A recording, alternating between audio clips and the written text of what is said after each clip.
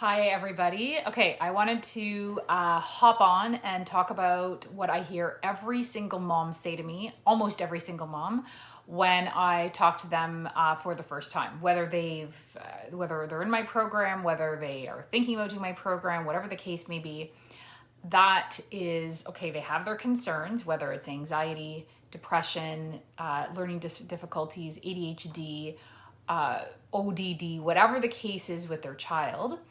However, their biggest concern is the impact that these disorders can have or are already having on their child's self-esteem. And what I want to talk about today is how low self-esteem or low self-worth, low self-confidence is not necessarily does not have to be synonymous with having a learning difficulty or having ADHD. And many of you might be able to even attest to this and say, yes, my kid has ADHD or learning disability, and you've been able to tap into their gifts and so forth. And I've talked about that before, but what I want to just touch on is why sometimes our kids do have low self-esteem and do have low self-confidence when they have a learning difficulty, a behavior challenge, whatever the case may be. And, first off, I want to say moms are totally on the ball. Like, they know that confidence is key in life. And so if our kids, they all tell me my concern is they're going to have low self-esteem and that they're going to make bad choices. They're going to either want to drop out of high school. They're not going to try in school because they think it's pointless. They're going to end up choosing friends that really aren't, they're going to start hanging out with a rough crowd because those are the only kids that will accept them or they'll fit in with. They're afraid of what choices they'll make, right? Whether it's moms tell me everything from drugs and alcohol to crime. And then even the impact of low self-esteem in terms of how it affects mental health in the long term, right? In terms of depression, anxiety, and so forth.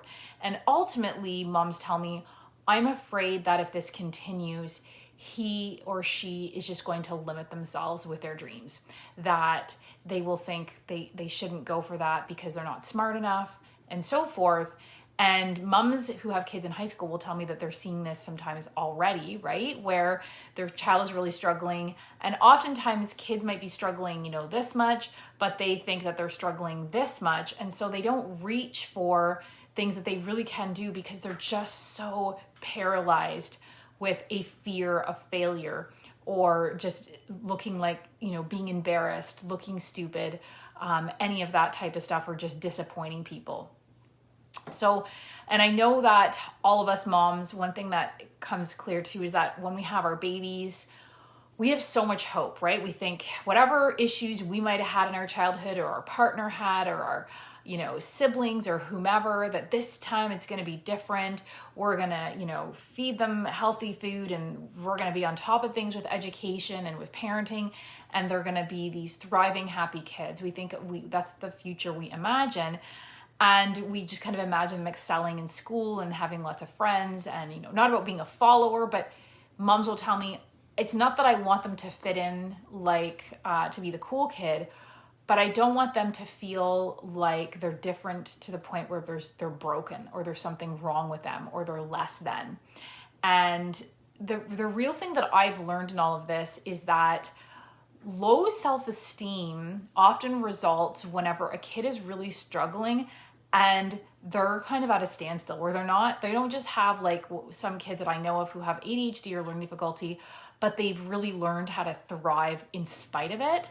These kids who have low self-esteem are, often these Band-Aid approaches that work maybe for some kids or get them by, don't get these kids by, whether it's tutoring, IEPs, medication, remedial reading programs, parenting strategies, whatever the case may be.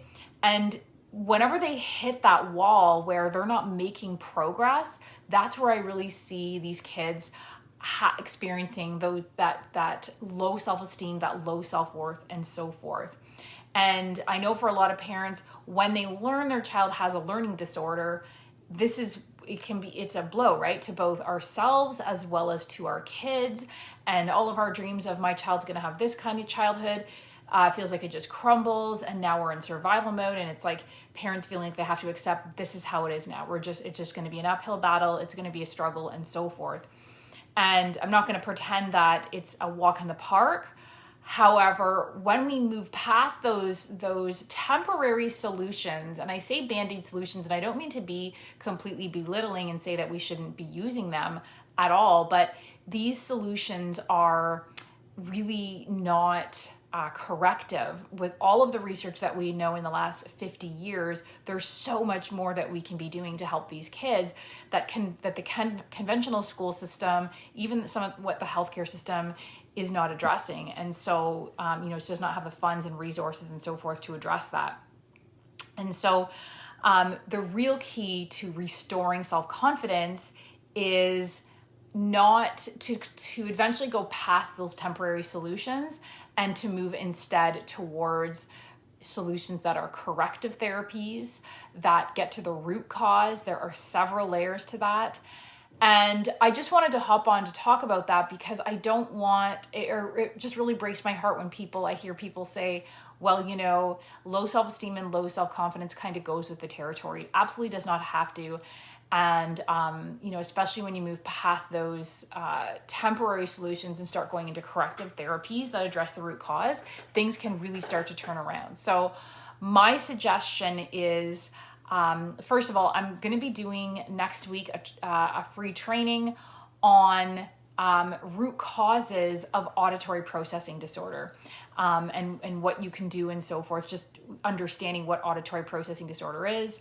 And that's a huge layer right there because a lot of our kids with learning difficulties, dyslexia, ADHD, or maybe they just have a single diagnosis of auditory processing disorder, but a lot of those acronym type diagnoses stem from an auditory processing disorder or glitch.